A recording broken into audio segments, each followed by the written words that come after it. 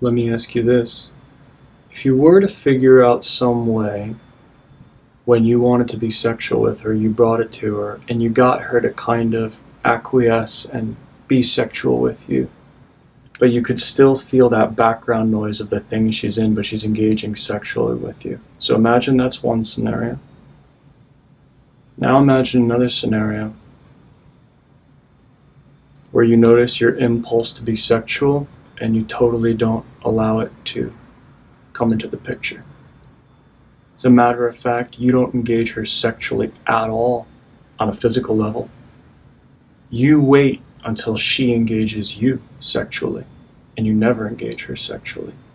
And that moment when she does engage you sexually, you can feel she's ready, she wants it. Which of those two feels like the truth of your heart, what you would want to engage in your relationship? Yeah, exactly.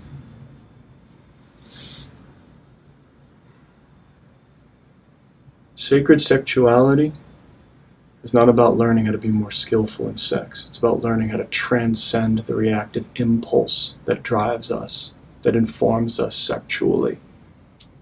Every man here, the more skilled you become in your intimate practice, you should essentially never need to have sex again. Rest of your life. That would be the orientation. Now that doesn't mean you shouldn't have sex, you should have no desire for sex, or you stop having sex. That's not what that means. What that means is you develop a capacity in a relationship to be entirely non-reactive to sexual impulse altogether. So you feel those moments when your sexuality is coming through you, but you actually don't engage them. And every man here should get to the point in his practice where you hold back sexual engagement and you wait until she's the one that engages sexually. And it takes discipline to get there in your practice, but when you do, when she finally opens in that way, she's going to be more open. I promise you the lovemaking is going to be way better than it's going to be when you try and penetrate through when she's in the middle of something else. So I'm challenging you right now to stop all physical sexual advances on her. She might need time, she might need 3 months, she might need 6 months to go through what she's going through. Now, you continue to provide that penetrative quality of consciousness that's allowing her to go through this process. You're already intimately penetrating her. You're already loving her. She wouldn't be able to go through what she's going through if you weren't. You're already penetrating your woman, holding her with your consciousness. Now, if you went into your omega scale and started sharing vulnerably how this feels for you, she's going to feel, oh my God, you don't have this? This isn't safe for me to go here. I can't go here. I'm going to have to boot up again. I knew I shouldn't have gone here. I knew I shouldn't have explored these emotions. And she's going to button right back up. So for you to play the omega notes in this specific scenario at this time in your life would not create, I imagine, the appropriate response you're looking for in her.